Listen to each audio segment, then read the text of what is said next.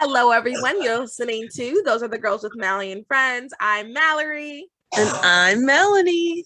And we are changing cultures and bringing back traditional values. Woo! Okay, so it is Saturday. We're recording this Saturday morning. And you're going to hear this on Saturday. A lot has happened this week. A lot. We have a lot to go over.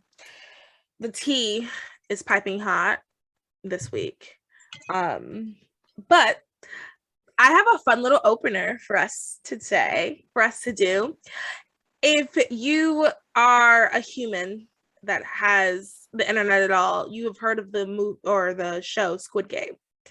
Melanie has not seen it yet. No. I don't know why, but I've recommended it a couple of times, but whatever. And I saw it, so I watched so my brother was like, oh, watch the show, and I was like, I don't really want to watch this, and he was like, no, you want to watch it because you're going to be upset when everybody else is talking about it and you don't know what they're talking about, which is what happens every single time. So I was like, okay, fine. So I'm on my phone the first couple parts, and then this isn't necessarily spoiling it because you should know by now. So the first game happens, and the first game is they're playing red light, green light, the game from our childhood. So they're playing red light, green light, and then someone moves when you're not supposed to move, and a sniper kills them. So that happened, and I put my phone down. I was like, oh, now I'm intrigued. What is this show? So then maybe a day or two later, I watched the next episode. And then I want to say it was the day that we had off. I just went ahead and knocked out the rest. So I was like, I must see the end of this. So for those who don't know, so the Squid Game is essentially, they pick 456 random people who are super poor and they owe millions of dollars, and they offer them a chance to win billions of dollars, billions. And is someone okay at your house, Melanie? Oh my goodness, you can hear that? My mother is in the other room and coughing her lungs out. Is she okay? So, do you need to get her some water? She's okay. It's just, I guess, been progressively getting worse. She lost her voice. Oh no. Let me go.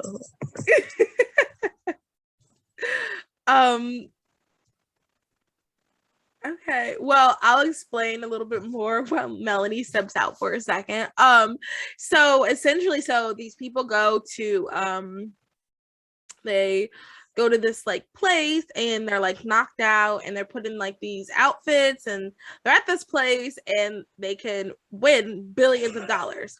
They sign a paper. They sign a consent form that essentially signs away their rights, and they are allowed to play these games. So what it is they play games from their childhood.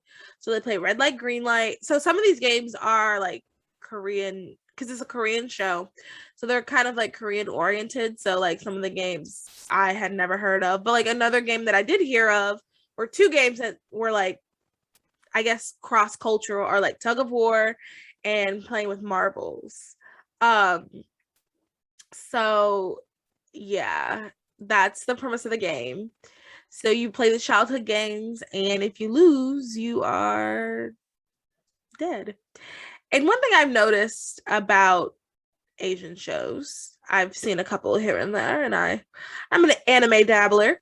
One thing I've noticed is their gore is a little bit different than ours. Especially when it comes to real people. One thing I noticed also too about British shows, though, I've dabbled in British shows. Doctor Who fan over here. The show called Misfits. I don't know if I would recommend it. It does get a little saucy. But part of that, and I've never seen this show, but I've seen commercials, and I have friends that have watched it. The Skins, the British version of the show Skins. I know tons of people have seen that. Well, in Britain and London, in that area, they are a little bit saucier when it comes to sexual content. They definitely show more. They definitely are a little bit more, believe it or not, more than American. Like Americans have gotten, you know, our explicit content has definitely increased over the years, but I do feel like the shows I watch, like I'm having to fast forward more, or like it's just like, whoa, okay, that was so unnecessary. Did not see that. That moves nothing for the plot. And while we're still waiting on Melanie, I guess I'll just rant a little bit about stuff like, oh, Melanie's back. Good. You guys are about to hear me rant. Okay, so long story short, Mel. I did not know I didn't mute myself. So, yeah, y'all. So my mom's coughing her lungs out. Oh. And so she's vaccinated. But you know, like some vaccinated people can still magically get COVID and die. And so I just suggested to her, like, maybe you should go, you know, get tested if you have it, even though she's fully vaccinated and she doesn't want to go get tested. Well, there's so many other reasons you could be hacking your lungs out than COVID. Yeah, I know, but I'm just You're concerned. Yeah. I get it. Well, she's also a teacher, and so she's been around her students recently. And oh yeah. Anyways. Yeah. I just make the point of like, I'm not vaccinated. Melanie. And I'm not sick. Is all I'm going to say. I have not gotten sick. I don't know.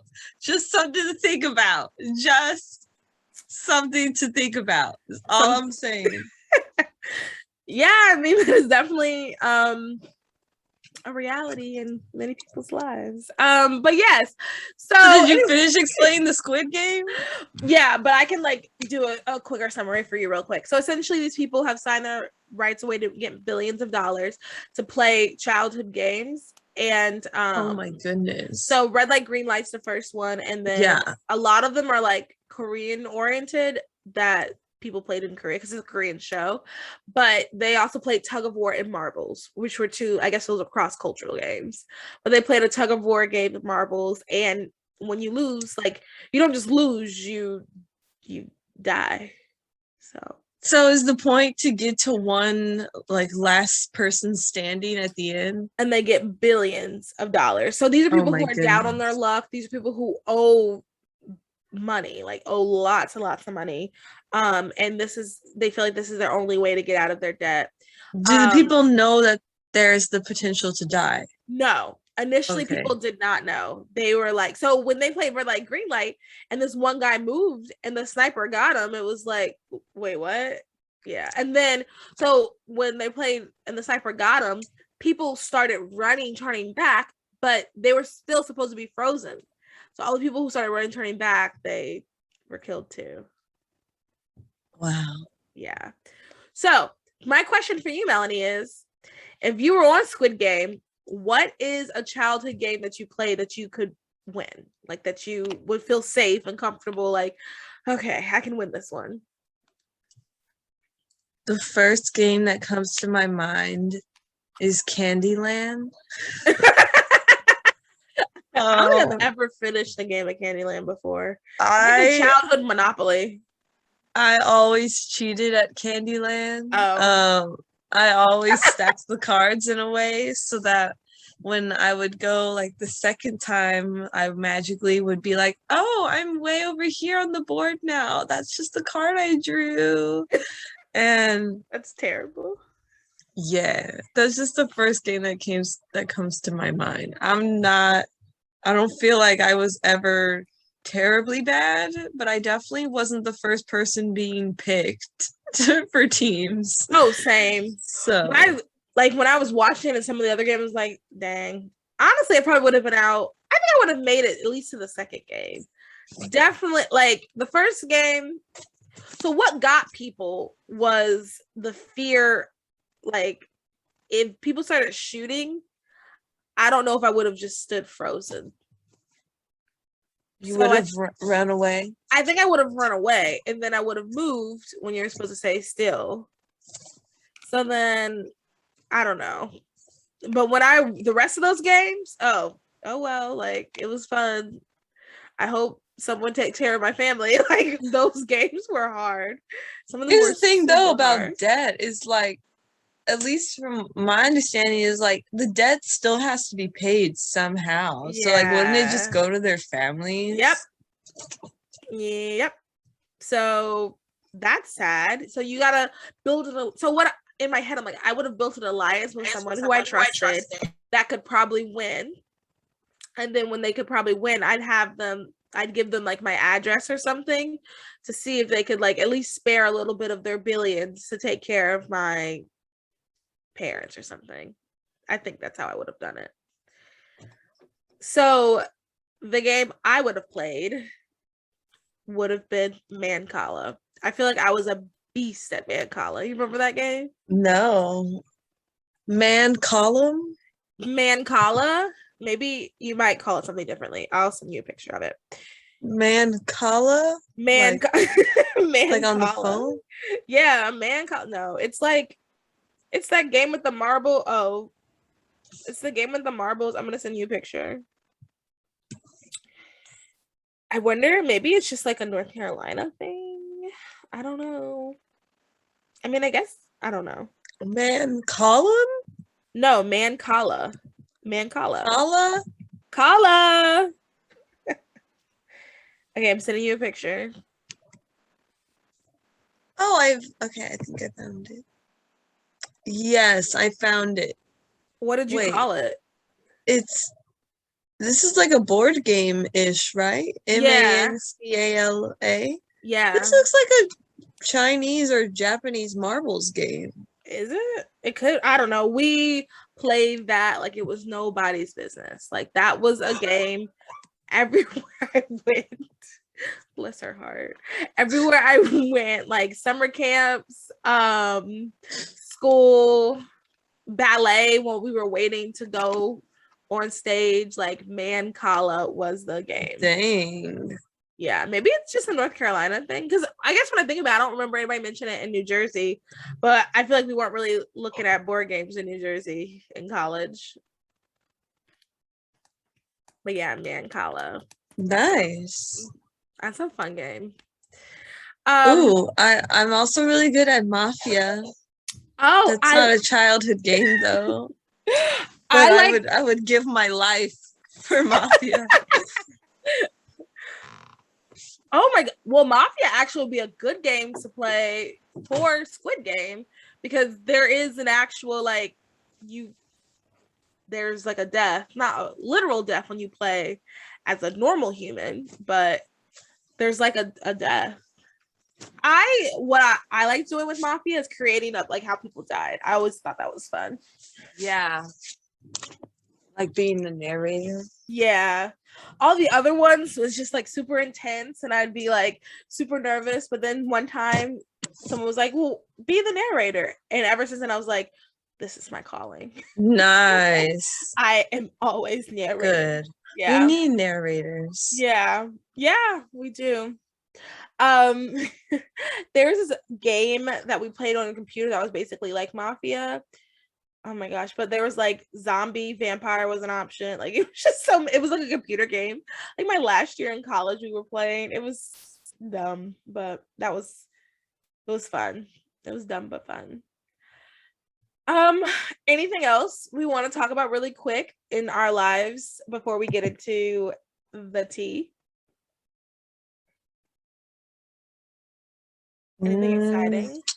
Well, I don't remember if I've shared this already, but I have started my new job / position with Students for Life as a Texas Regional Coordinator. Ooh. So every semester Students for Life has a different display / tour is what we call it, that we take around the nation. And so it's always relevant to whatever's going on in culture at that time, something that we want to be dialoguing about on campuses. And so Texas is ever so special that we have a display made specifically to talk about the heartbeat law. And so my job is to take this display all around the state. And so I just started that this past week, was taking it to different schools in my city. And so that was exciting. And like, you know, seeing, like, having a display for the first time on these campuses and having conversations and just testing the waters of how do we talk about this law. And I got to train a group of students for the first time prior to the outreach on their campus, so that was exciting too. So it's been fun. It's been a good time. It's been a mix of reactions. There's been a good mix of people who are just neutral or haven't heard about the law, and then there are that live some in Texas, they hadn't heard about it. Mm-hmm. I You have guess to remember that's these are young people, so yeah, it's not it could be everybody's. that I think it could be it's because I think they were high schoolers going to school at a college campus, so that could be why. No, I don't know. high school Mallory would have been in the middle of it all, but that's I can recognize that I'm odd. Yeah, I can admit that. Yeah, so some people who are just like, no, I haven't heard of it. I feel like a lot more people are like kind of neutral, but more like pro-choice leaning. And then some people who are like, oh yeah, I hate this law. So, and then there's some people who are like, yeah, I think it's great. I love that. So it's been a good mix, an interesting mix. But I do agree, like the people who haven't heard of the law, I'm like, where you been? Yeah. With the whole country has been paying attention. Yeah, the world. Yeah, so that's been exciting. That was my past week. I got to take the display to 3 campuses for the first time. Nice. Yeah, so I had, I think, about 170 conversations in total this past week. Not just me, but me, the students, my coworker. In total, this past week, we had about 170 conversations about the heartbeat law and abortion. And we changed, I think, about 30 people's minds or 40 people's minds. Good. Like, just, and that's the people who we know about, you know, because then people take it and they chew on it and they digest it later on. Well, that's good, because most times you always have to remember that, like, people who are, first of all, that are even going to walk up probably already have a strong opinion. And in today's day and age, people already come up to things with such strong opinions. So the fact that you were able to change that amount of people's minds is great. Yeah. I was thinking 10 max, maybe. Yeah. No, it's been really effective, especially because part of the display is we're leading people and encouraging people to watch a video. So we have a video, if you're familiar with the live action Baby Olivia video. Yes. So yes, so we have a QR code, which makes it that much easier that you know, the young people, QR codes. So the youths will scan the QR code that leads them to a video, talks about fetal development. And then the second half of the video is one of the abortion procedure videos of Dr. Anthony Levantino describing an abortion. So I think that's also been a very helpful tool with changing people's hearts and minds, because many people afterwards have said, I didn't know that's what an abortion looked like. I didn't know that is what abortion was. So that's been a very helpful tool, that video, with changing hearts and minds on abortion. Yeah, I think many people don't. They just, because it's such a tough topic. I think I heard someone say, like, growing up, our parents were taught us that you're not supposed to talk about religion and politics, and not saying that abortion, I think abortion is a human rights, but right now it's under religion and politics topic. Yeah. But we grew up being told we're not supposed to talk about those two things. And because we were told not to talk about those two things, when people do talk about it, everybody's super uncomfortable, and it shouldn't be that way. Mm-hmm. So, like, we've stopped talking about things that are important, and people just aren't educated on what an actual abortion is. And I think that's how you're going to change the minds. Because, I mean, we know, and like, we're around people who do know, but every time I go do something, or like if I'm in a new group of people and somehow the topic comes up, I try not to be the person to bring it up. But if it comes up, Yeah, I feel like I'm never the person to bring it up because I'm like, I'm off of work, y'all. Let's just chill. We don't need to talk about this stuff. Let's just talk about life. Right. Like if it does come up, it's amazing how many people just aren't educated, who just do not know. Yeah. And typically I'm like that. Like I don't want to bring it up, but there have been times where like I've been places and people would be like, well, Mallory does blah, blah, blah, blah. And I'm like, oh my gosh, Mallory, that was literally me this past week when I was visiting with my friend Thursday night. He had this other friend who joined us. And both times it was like, yeah, Melanie does pro-life. She does pro-life. Yeah. And I'm like, yeah, I work for blah, blah, blah. Yeah, what do you do? Like, right. Yeah. Like, I don't want to talk about it. Now, if you start asking me questions, okay, of course. But, especially if I'm but anyway. I definitely think, too, on that note, that I feel like, I don't know, like the pendulum, I guess that's the word, the thing, like it is pendulum. Mm-hmm. I completely did not say the right word. The pendulum is shifting, that people are more comfortable talking about it. At least that's just been my experience on the college campuses. And we're very different in the United States. Like, our culture is way more open to talking about abortion than other parts of the world. Oh. I know, for example, I have a friend who lives in Austria, and she works for Pro-Life Europe, which is, you can kind of think of like Students for Life version in Europe. And she told me, like, the culture is very different there. Like, nobody talks about abortion. It's just not a thing that you do. Okay. And so even though it's still a taboo here in the States, we talk about it way more. We're way more comfortable talking about, what's your opinion on abortion? Oh man, abortion law, heartbeat law. We're just way more open and talking about it than like just what I know of my friend's experience in Austria. So we're definitely blessed, and I'm very thankful that we're at least further along in that sense of, we do talk about it. Even though for some people it is still a taboo and uncomfortable to talk about. Well, that's interesting. And I feel like that also says a lot about the world, because I feel like we just don't talk about it. But if it's even worse in other countries, I wonder, they probably must get away with a lot of different things. And if no one's talking about it, you can get away with so much more, I feel like.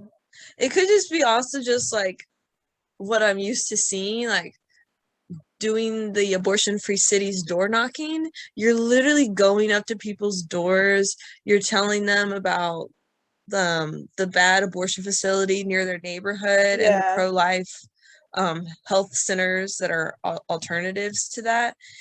You're going to people's doors and you're talking about abortion on their, doorstep. And then being on campuses. So I feel like people don't like bat an eye when they're like, oh yeah, the abortion facility, it's just like, oh, what about it? Okay. Yeah. Well, all right. I guess we should probably get it, because we have a lot to talk about today. We should get into it. Are you ready? Yeah. To talk some tea?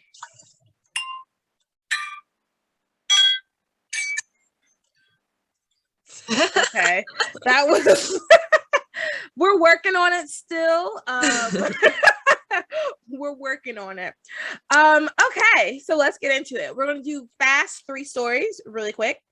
Well, I didn't write it in the docket, but I saw today we have an update on last year's zebra, or last week's zebra.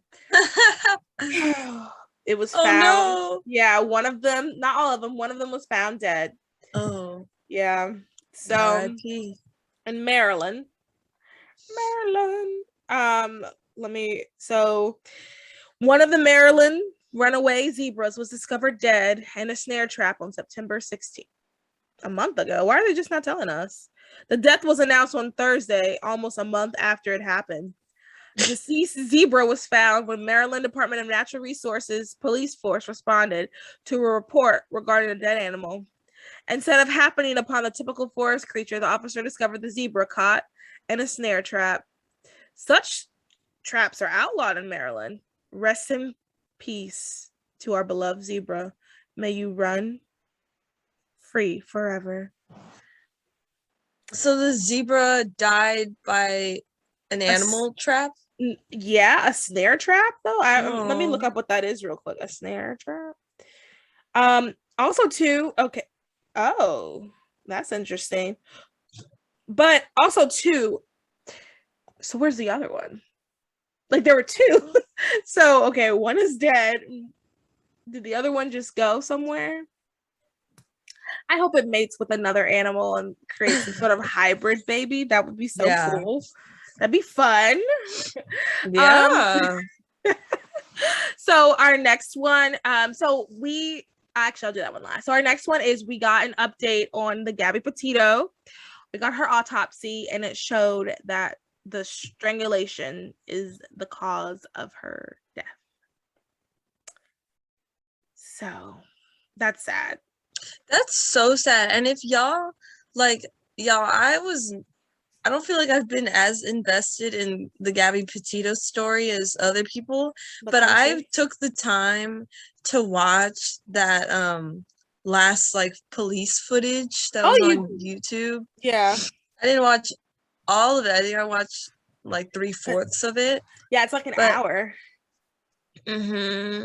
And so it's so sad that Mallory, did you watch that video? Yeah, I've never seen the whole way through, but I've seen lots and lots of clips. Okay.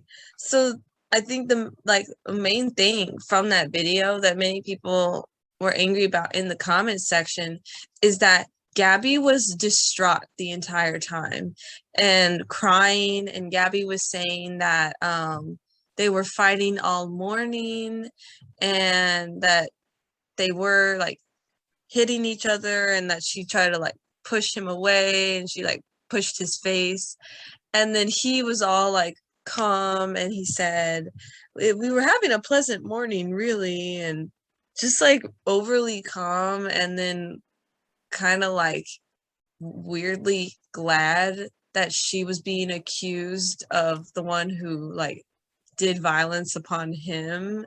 And yeah, there's a clip that Inside Edition showed of him walking into the hotel because technically he was the victim of domestic violence, so a domestic violence shelter got him a hotel to be separated.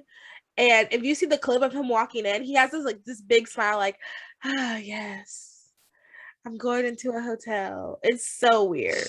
It's just so backwards. Yeah. Because why would a crying, distraught person, I don't know. It doesn't make common sense. Like, it's just like, yeah, so very sad. I just recently saw the clip where the police officer was basically saying like it's her fault that she got upset. She can't help it. At her age, she gets upset, something like that. So, we're not I'm not a feminist. We're not anti-men over here. That's not our thing. But I do think that it does lead some credence that it appears that the guy was really coming at it from like she's a hysterical woman. She's just one of those crazy hysterical women, as opposed to like really, as one of my friends said, really doing policing. But here's the other aspect I thought of. It felt like watching the parts that I've watched, it felt like they were doing more of like how people are saying defund the police. We need like mental health people. We need it's something they were doing more of, instead of policing, it was more of like a, hey friend, let's discuss. Are you doing okay? As opposed to like, this is the facts. Okay, let you know what they need to It felt more of like counseling. But like more like he was trying to counsel them, like do some sort of marriage counseling. And it's like, no, you're a police officer. So I just find that interesting that like we kind of see what happens when you do trying to do marriage counseling. And I mean, this is just one example. It could go better in other instances. But when I was watching that, I was just like, oh, that's interesting. He's counseling what they're all suggesting needs to happen. And then unfortunately, she's still murdered. So interesting. Okay, so our last fast story. What we're going to start doing now is we're going to pick 2 stories for the week, and then you tell us if you want us to go more in depth or if you want it to be a fast story. So you guys voted for this to be the fast story, and then the other story, our Adele story, will go in more depth on that later in the episode.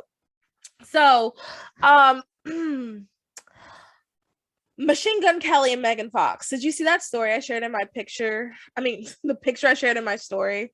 Oh my gosh. Megan Fox. You know who Megan Fox and Machine Gun Kelly are, right? I know who Megan Fox is. Okay, Machine Gun Kelly is a rapper. Look them up real quick. Okay, I'm looking. They've been dating? Yes, they're crazy. Like, something is wrong with them. So they did, and I'm not going to go into the whole interview, but I will leave the links in our articles page on the blog. They did a video, they did a interview, and they have matching tattoos that say the darkest fairy tale. They like being we're this kind of out there dark couple, and they're just so weird. They're just so strange. Every time he looks like another rapper who's going to die soon. Yeah. So that's how I feel about Miley Cyrus and Demi Lovato. I'm they're all gonna die soon. That's how I feel. And it's sad. It's sad. I mean, they're just, and I think I don't know if you remember a couple weeks ago, she was the one who said that I think she went to hell at one point, and bless you again. I think she went to hell at one point or something like that, and Megan Fox said that? Yeah, that's what she said, something like that. Maybe we can dive into that in another episode, but they're just so odd to me. I'm going to leave you guys the link to the article because they just say the strangest things. They are definitely in some sort of drug induced world. And I just keep thinking, how did Megan Fox end up with MGK?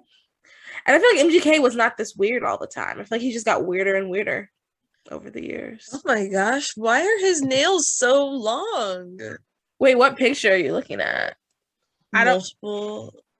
This recent one, I just Googled him, and the first picture's from Glamour. And his nails are freaking 5 inches long. I don't know. He's just a strange one. How does a guy like that end up with Megan Fox? Because she just likes wild. Oh my god, yes. Why is his nail so long? They just like being wild and crazy. Do you remember that, what was it, a vampire movie or some death movie years ago that Megan Fox's main character, she was dead and so she survived off of human flesh? Oh, that movie, Jennifer's Body. I just bring that up because I feel like Homegirl does not look like she's aging. Oh, and from what they show us, because I try not to be too critical of celebrities, even though that's kind of our job now. From what they've shown us, I wouldn't be surprised if they have dabbled into things like that. That just wouldn't surprise me because of the way that they act. All right, that has been your 3 stories. Fast 3 stories. We'll have the links, and if you ever want us to go into more in depth on them, let us know.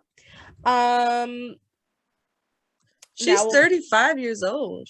Yeah. Interesting.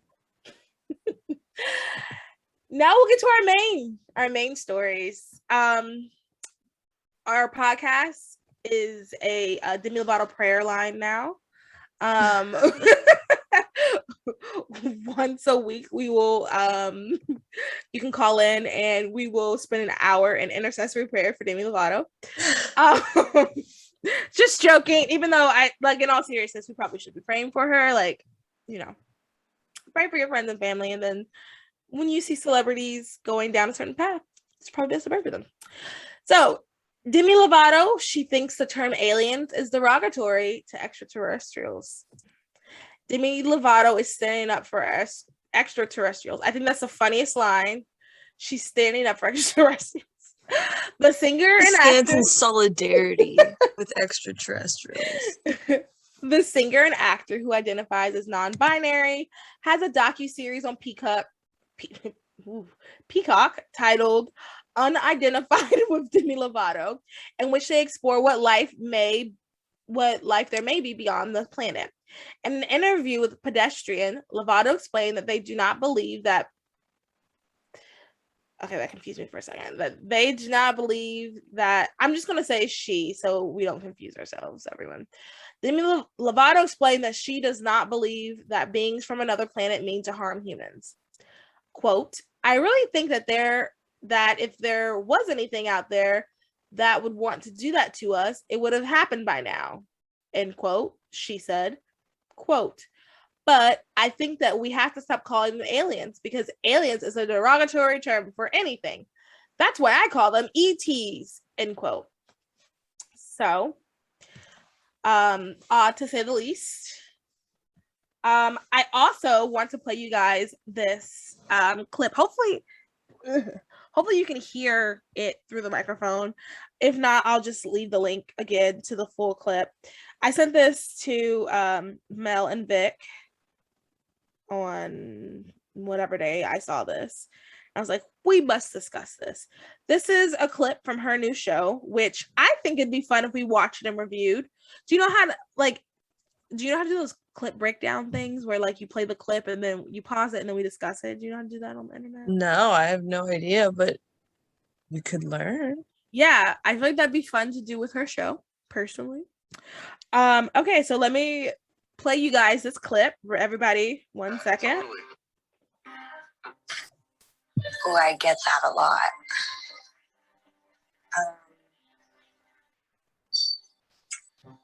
Okay. She has trauma. She does? Mm-hmm. Okay. How do you know? And that's why she doesn't like men. Okay. I respect that. That. Totally. We're going to stay over here and let you have a conversation with Demi. I have trauma too. So I feel you, and I get it. Do you like to sing, Carmen? Oh. You should sing something for her, Demi. No. Why not? Maybe if you sing a song as an offering, we could come back in the room. Oh, yeah.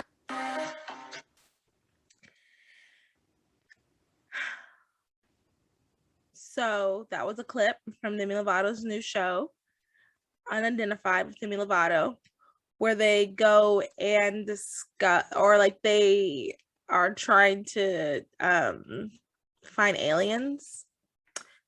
And they do it in a like how people do it with Ghost. So that's confusing. She's like, I'll leave the clip. I'll link it. She's like in a room and has like a little thing that people use to talk to quote unquote ghosts. And then so that's weird to me. Like, when did aliens start being ghosts? But it's just it's sad. It's really sad because I feel like we're watching the 2021 version of her Britney Spears breakdown. You know what I mean? Yeah. Like ghost hunting aliens? Yeah. Like, and even like, I don't know. It's like she's speaking perfectly with the alien. Like, how do you understand what the alien is or isn't saying? In a YouTube video that I'm going to link, one of the comments was like, oh, that's really like what she's doing. She's projecting her hurt onto what this alien is saying. And I was like, oh, dang, that's exactly what's happened. That's so sad. I mean, the whole Demi Lovato saga to me, this whole thing is just sad. And y'all know I was a big fan. Big fan. We've discussed this numerous times on this podcast. And it's sad. And like her quote unquote best friend is either just as crazy as her or he's exploiting her. And I feel like a lot of people in her life have to be exploiting her because there's no way. And, you know, I believe in it. Like, I don't think that aliens are like out of the realm of possibility. Melanie, you're the same way, right? Yeah. Yeah. We don't think that it's out of the realm of possibility. I just know what we just watched and listened to right here is not it. Like I am certain about that. I'm certain about whatever just happened. That's not it. One of my friends on Twitter that shared this, she said that she was like, that could also definitely be a demon. And I was like, yeah. That's why you just don't dabble around in things. You don't just dabble and dabble and mess around with things that are supernatural, I guess is what I'm trying to say. Yeah. What are your thoughts, Mel? Yeah, I've heard that idea that aliens are really demons. And again, I don't think that is outside of the realm of possibility. Like, that could be true. I don't know. But if like God, because God created all that is seen and not seen. God created, everything. And so I think it's definitely possible that the unseen or like, fallen angels could be interpreted into our human brains as aliens. Like, I think it's possible. I like that thought, that fallen angel, like our mind sees these fallen angels and we just interpret it as grays.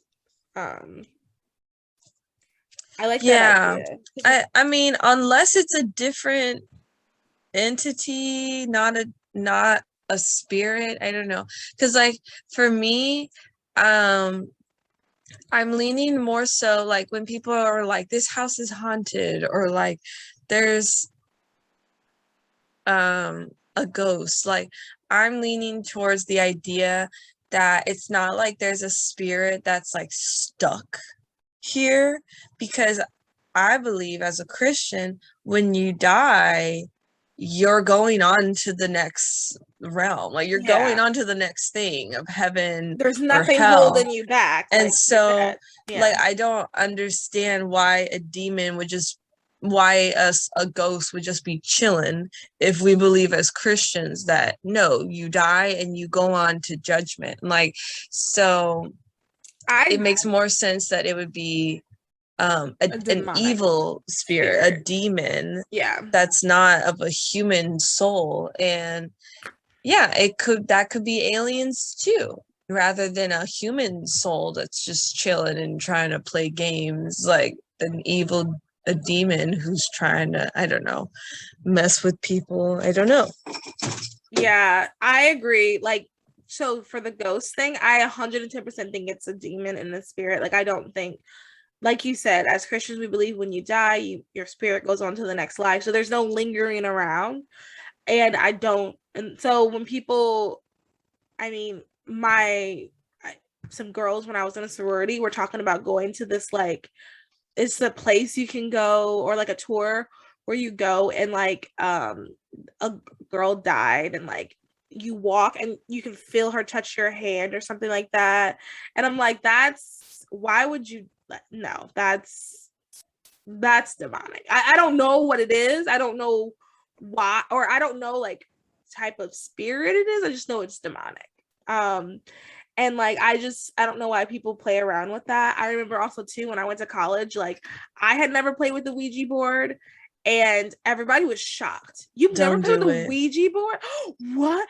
You've never played with a Ouija? I'm gonna bring a Ouija Don't board do it, here. And I'm y'all. like, no, ma'am. I do not mess around with that stuff. And then to Don't the do it. aliens thing, I do think so. I remember we had a Bible teacher that told us like the Bible was written for us, as in like there could be another Bible for aliens, or like God could have something specific for aliens, which when I think too much about that, that doesn't make a lot of sense. But you know, as an eighth grade, I was like, ooh, interesting. But I do think there is, so I never understood when did like aliens jump over to demons, because like the last couple of years or two, people have been saying that. I'm like, I don't get it. Like, why do you say that?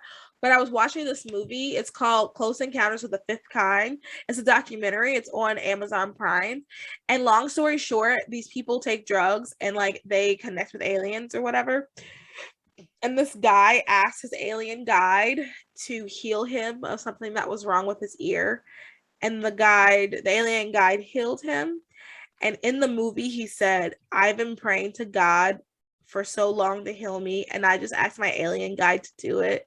What's the point of praying to God? And then that's when I was like, oh, okay. Because like initially I was like, why would demons, like, aliens are so fringe. Why would demons care to grab those people? But if you can pull people from God, if you can pull people from counting on God and believing on God, then yeah, I get it now. Like I get why they're doing that. Yeah, I think things like ghosts chilling in a haunted house. I mean, I don't know. Aliens want you to, get further away from the belief of like, why do I need to believe in this one God and there's other powers out there? And I was listening to Cultish, which I feel like I refer to a lot. And they had this guy who was once a Mormon, now he's a Christian. And he was on the show and he did like a Mormon ghost hunters show. What? Yeah. And then like I would be interested to see that. Well, and he said that like, I think he said like 90% it was either fake or it was explained. But then there was like 10% where it was just kind of like, And he said that, I think he said that kind of made him, because there is a supernatural realm for sure. And I want to say he said that helped him, like made him believe in like the supernatural. So I think, some people just don't believe that because there are some things that are just unexplained. And he said that there was a couple times, there were some things that was just kind of like, And he said it got really dark. He said you could go into buildings and you can tell there was like a demonic, dark, oppressive presence. So a lot of even like those shows, but he said that was just like 10%. So like there's those shows that they show, it's all, a lot of it's fake. I think what just happened with Demi Lovato, I would be shocked if that was like a real, even demon encounter. You know what I mean? Like I don't even think that, I think that that's like someone in a van messing with her. Like, I'm not even trying to be funny, but like that's it's so sad to me, because I feel like we're watching her make a fool of herself, and then like we're watching her, I don't know. I don't like to be the person that says mental health, but I don't know. But mental health is a serious thing, and I don't know. That's why I don't like to be the person to say, look at her mental health. But then at the same time, I'm like, I don't know how else to describe everything that's happening. You know what I mean? I definitely think that like the spiritual realm, like God uses everything for his good to glorify him. Even like the demons and evil things are meant to point us back to God and his glory. And so I think that like the demons that could be disguising themselves as aliens, I don't know, or, trying to point away from God and his glory. Yeah. And that's just the realm Demi's dabbling in right now. Yeah. And you know what? Now that I'm like thinking about it, it also could just be a spiritual, like not even necessarily like mental health. It could be like spiritually oppressed. Because I mean, even in an interview when she was talking about like changing over to a they, she said something like, well, this is how I feel today. And like people who actually have body dysmorphia, they're not like switching back and forth. They're not like, it's not a trend to them. And Yeah. it's sad. It's sad watching your childhood favorite singer turn into this. Yeah. So call our Demi Lovato hotline right now. You can help us by calling 1-800-222-DEMI today. Well, Melanie, is there anything you want to tell the audience? Why, yes, Mallory, there is something that I want to tell the audience. It's that time of year again, folks. We are collecting money for pads and tampons for women in shelters in North Carolina. One of the least donated items in the shelters are pads and tampons. But we are stepping up to fill in the gap for these women. Last year, our goal was $200, and we exceeded that and bought 792 pads and 296 tampons. Let's surpass that goal this year, everyone. Acts 20, verse 35 says, "In all things, I have shown you that by working hard in this way, we must help the weak. And remember the words of the Lord Jesus, how he himself said, it is more blessed to give than to receive." Can I get an amen, Mallory? Amen, amen, amen. Woo! Hallelujah. Praise God.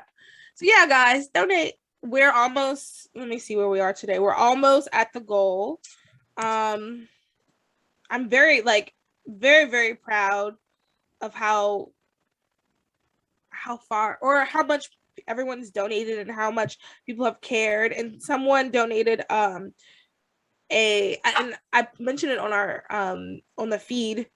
We're at $190 and our goal is $250. So let's see if we can get to $250 by the end of October. And then somebody donated natural pads and tampons, which I think is great. So I donated those to a school that does like natural. They're trying to do natural stuff. So it's just been great. Like I said, I have been reached out to by this school as well to help provide for them. So it's great. Like I love this. I honestly would love to make this even bigger one day. But you know, do not despise small beginnings. But yeah. Okay, so our next story. It is interesting. Unsupported sick out claims take flight amid Southwest woes. When Southwest Airlines canceled more than 2,000 flights over the weekend, citing bad weather and air traffic control issues, unsupported claims blaming vaccine mandates began taking off. Conservative politicians and pundits, including Senator Ted Cruz of Texas, alleged that the flight disruptions resulted from pilots and air traffic controllers walking off their jobs or calling in sick to protest federal vaccinated requirements. The airline, its pilots union, and the Federal Aviation Administration denied that.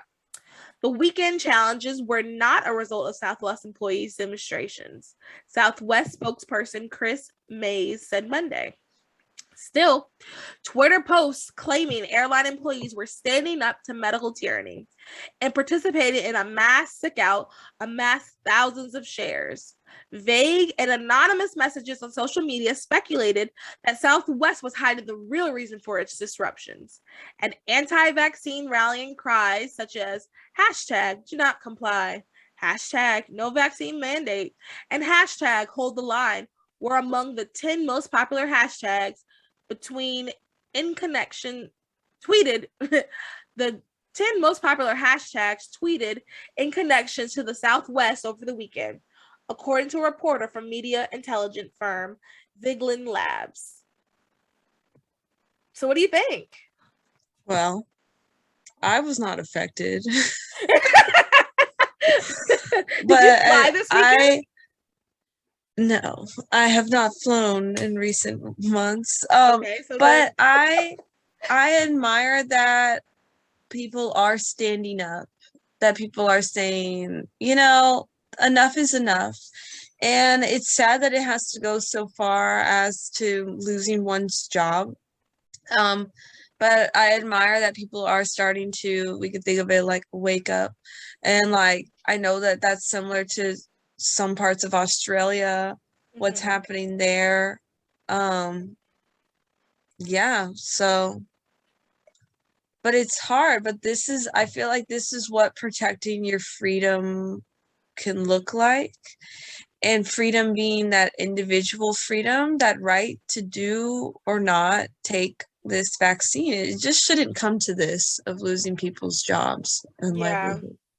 I agree. That is, I will say, I feel incredibly blessed to have the job that I have, that I'm not concerned about a vaccine mandate taking that away. I think that is such a blessing.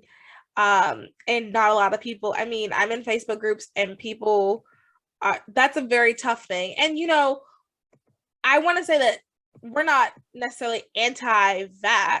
Like, I don't think that every vaccine ever created is the worst thing that's ever happened to humanity.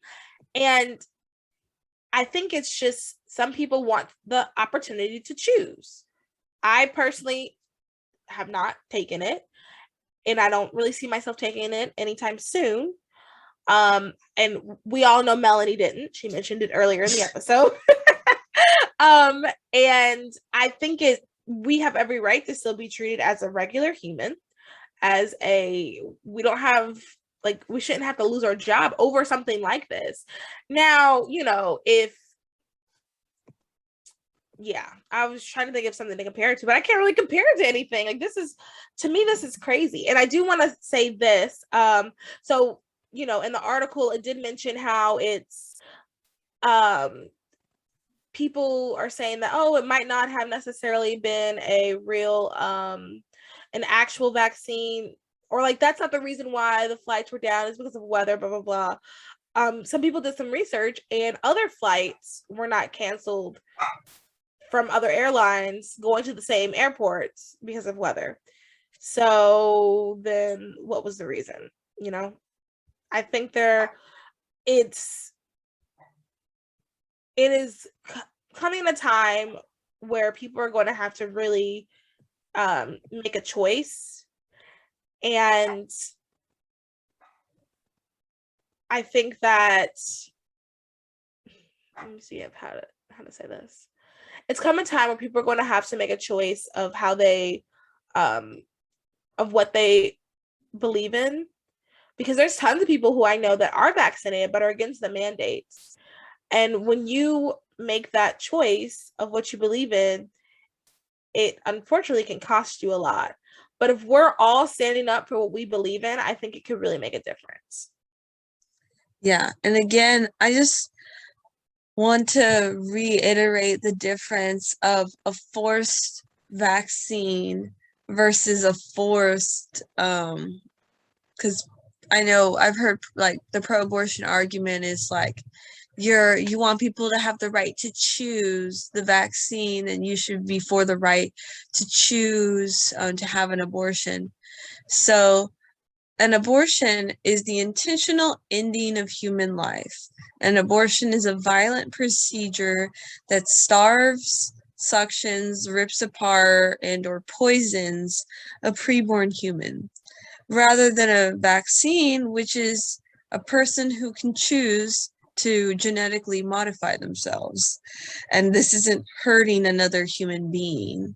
So I just wanted to say that again, for those people, because I know our language of like, people should have the right to choose, there shouldn't be a mandate.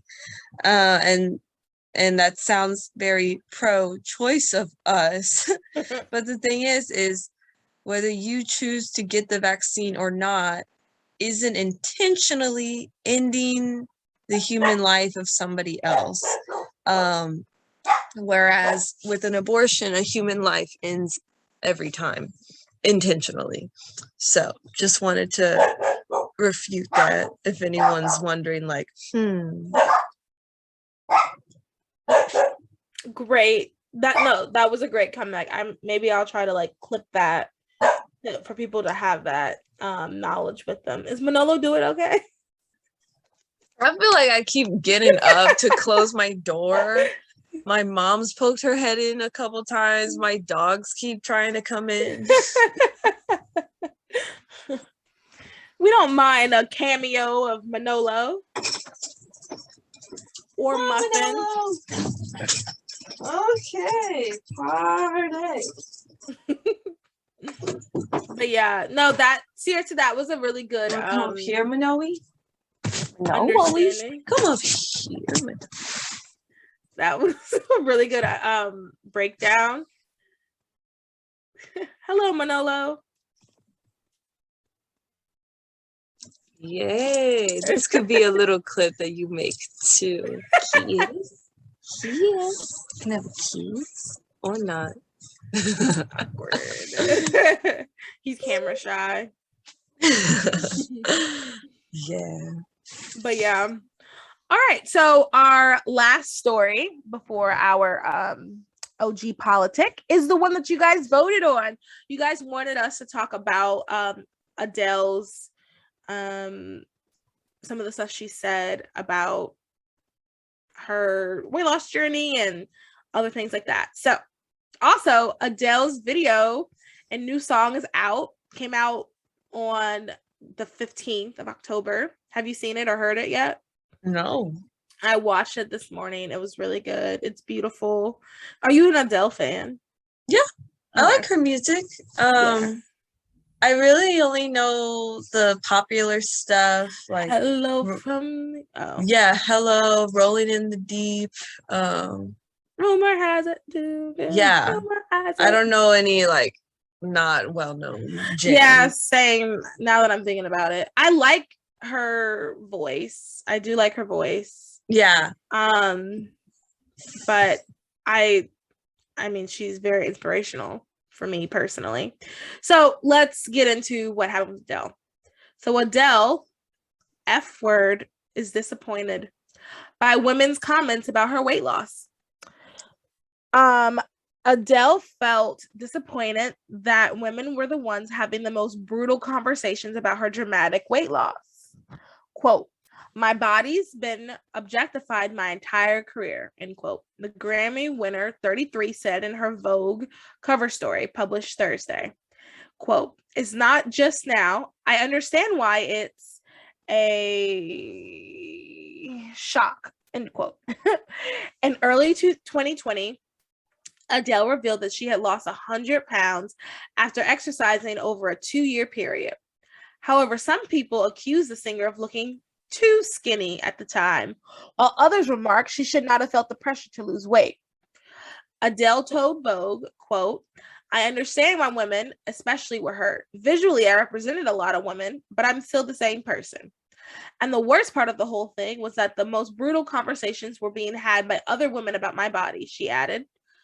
"I was very effing disappointed with that. That hurt my feelings," end quote. All right, what are your thoughts on that? I think what are people saying? What are the mean comments that girls are saying of women what? Well, I don't like know them off the bat, but like I've watched a couple of videos of people talking about them. People are just kind of like, wow, she lost all this weight. She didn't have to do that. Man, she doesn't even look healthy anymore. Can she even sound the same? Singing and like people is not, years ago when you would lose weight, it was mainly only praise. But now it's like, oh my gosh, she's lost a lot of weight. Yeah, she looks fantastic. Yeah. Honestly, after we record, I'm going to eat my breakfast and then I'm going to the gym and I'm going to like just try to remember, like, use her as motivation. I mean, she lost over 100 pounds. That's how much I want to lose. She looks fantastic. Like, I've seen other like pictures of her like along this journey, but I haven't seen her most recent, like what she looks like right now. She looks amazing. Yeah. And the quote unquote body positive movement are upset because they lost someone that they thought was quote unquote on their side. I mean, the same happened with Rebel Wilson. When Rebel Wilson, she lost a lot of weight too. Look her up. She looks good. She lost a lot of weight. I think, and it just kind of shows that the body positive movement isn't really for body positivity. It's kind of just for that acceptance, which is another movement that sometimes doesn't, I don't know. Fat acceptance and body positivity go hand in hand to me. But yeah, it's sad that people are really critical. And I think it also has a lot to say. So you're supposed to be answering, but let me just say this real quick. I think it also has a lot to say the fact that it's women. I think that women, we are probably our harshest critics, but this is just, we're going to do an episode on this another day, but it's all for the male gaze, but we are our harshest critics to other women. And I think that's sad. I feel bad that she feels that she's hurt by that, but she should feel great because she looks fantastic. Like, and I think it's like,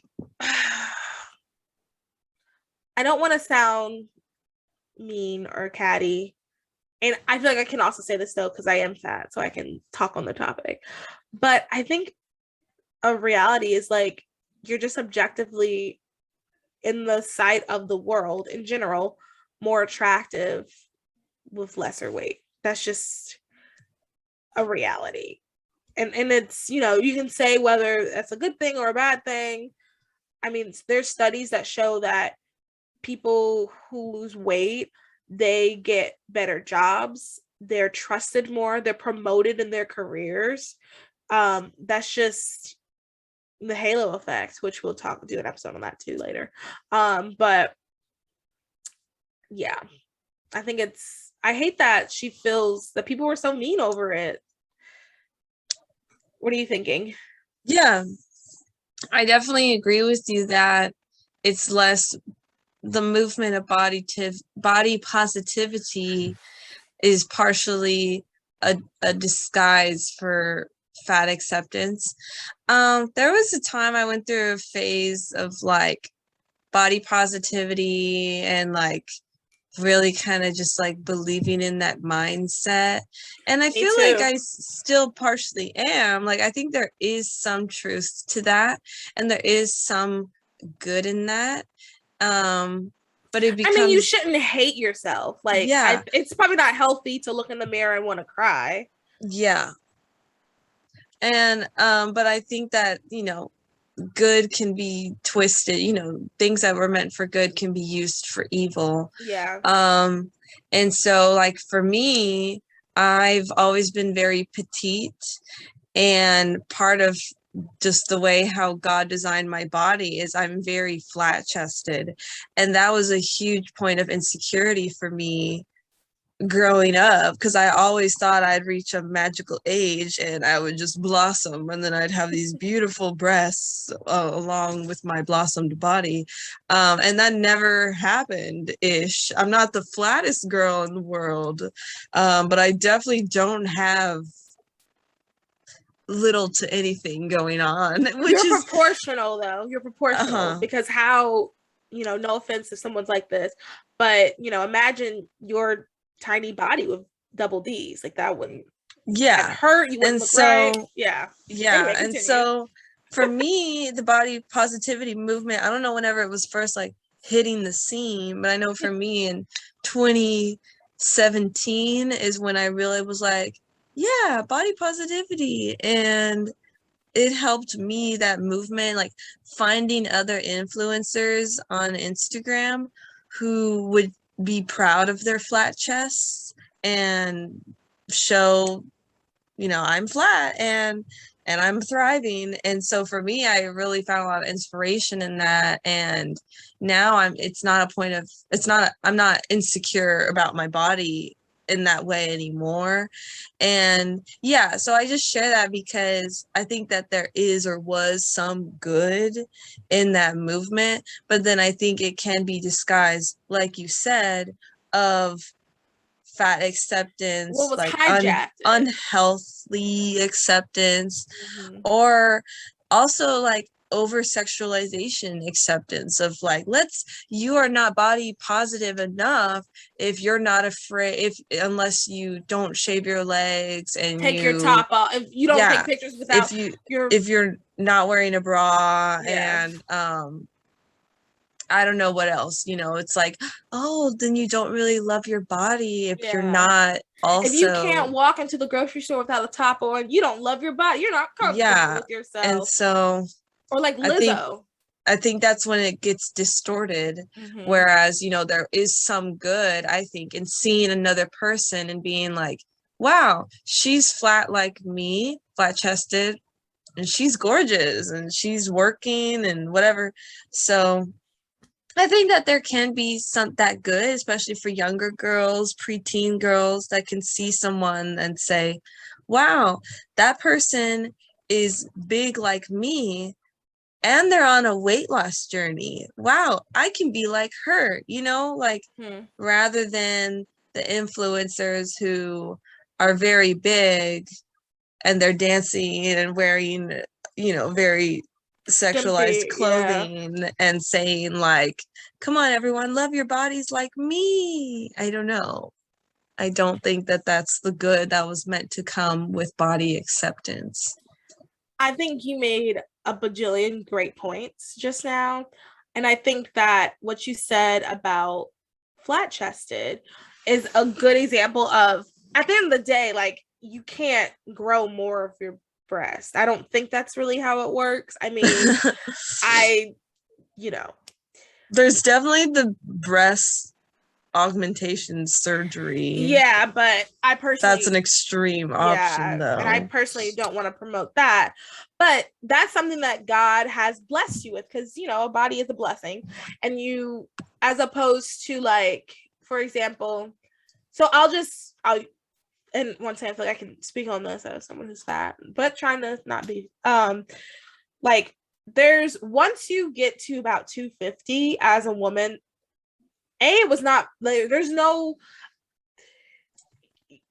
don't do that if you're mentally healthy, I guess is what I'm trying to say.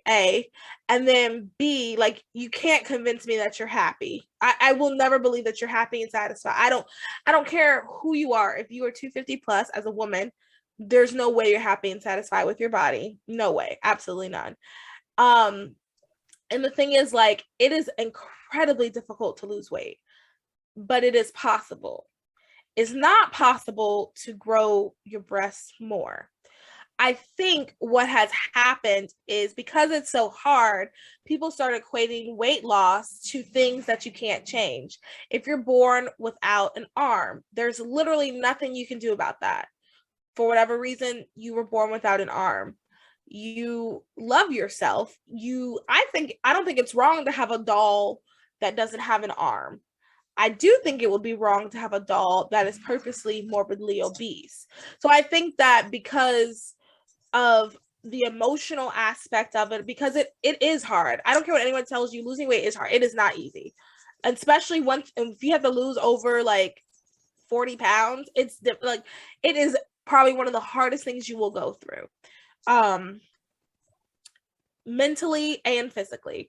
So I think because of that, it's kind of got into this, it jumped from the category of it's possible to like it's impossible. It's something that you can't change about yourself. So then body positivity should be about things you can't change. You can't change if you're flat chested. That's just, I mean, you can get the surgery, but once again, I don't necessarily want to promote that. But no, neither do I. Yeah, because I think that that's opposite of body positivity, because then you're not really accepting the body you're in. Oh my goodness, yes. And we will be doing an episode on this, because I also want to talk about BBLs. Like, that is not body positivity.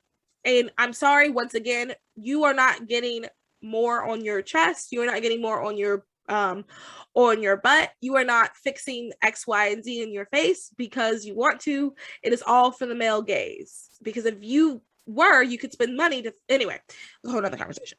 But yeah, so like I think it's just been, so I think you're right, body positivity probably started off as like this really great thing to help people who had things that just really couldn't change about them, but because of the emotional and the difficulty of weight loss, it has taken over. And the people who are in the body positivity movement are incredibly loud, and it just kind of morphed into something else. And I think it's really sad because, and also too, you said you were in that. I was, and I've said this before, like I was all for a little bit. I was like, you know what, maybe I'll just be fat forever. This is just how God made me.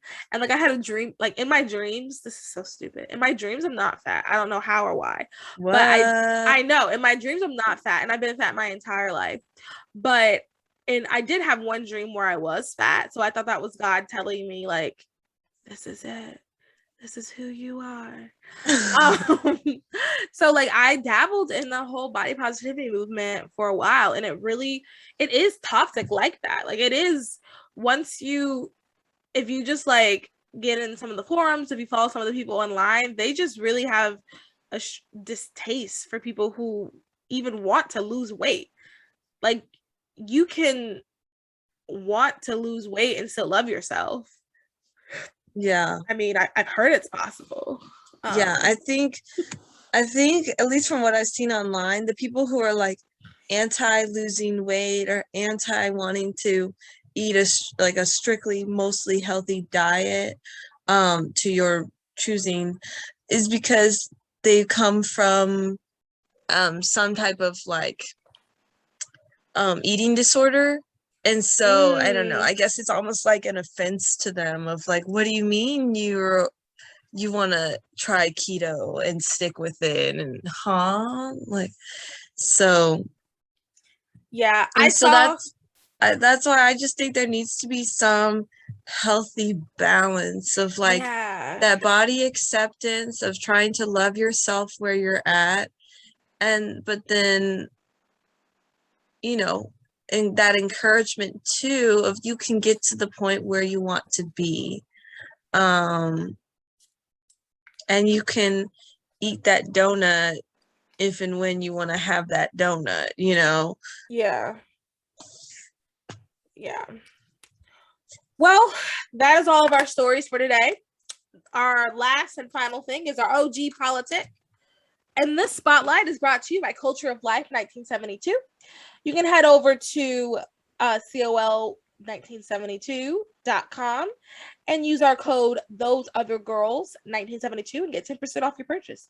100% of your purchase goes to pro-life causes. So what happened this week in politics, I found very interesting when I was doing research on this. So a dancer, courtesan, and alleged spy, Mata Hari, was executed for espionage by a French firing squad at Venice outside of Paris. So she came to Paris in 1905 and found fame as a performer of Asian-inspired dances.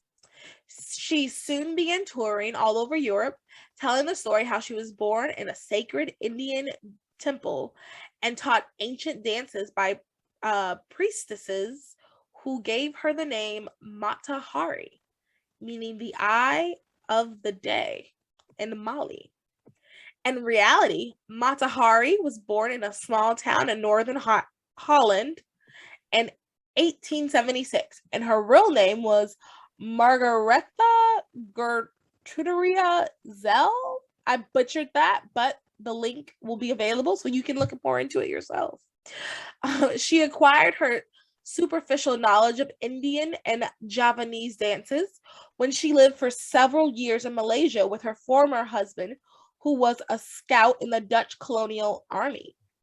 Regardless of her authenticity, she packed dance halls and opera houses from Russia to France, mostly because her show consisted of her slowly stripping nude. Interesting.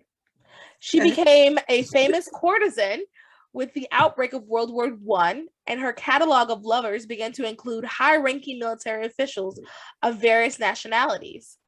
In February of 1917, French authorities arrested her for espionage and imprisoned her at Saint Lazare prison in Paris.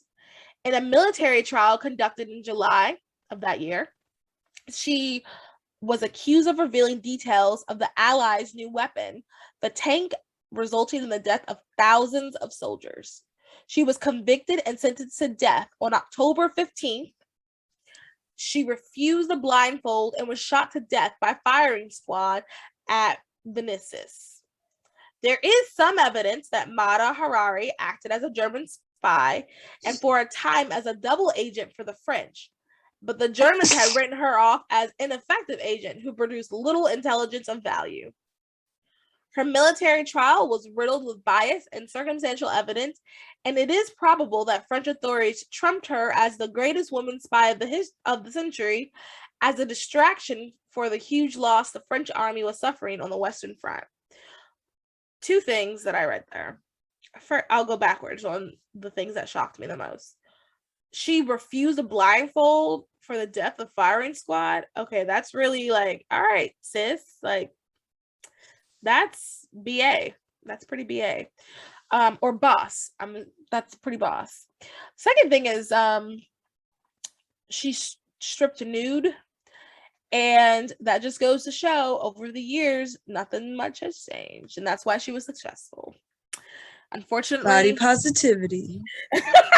Yeah, nothing much has changed. That is what gets, what is it? Sex sells.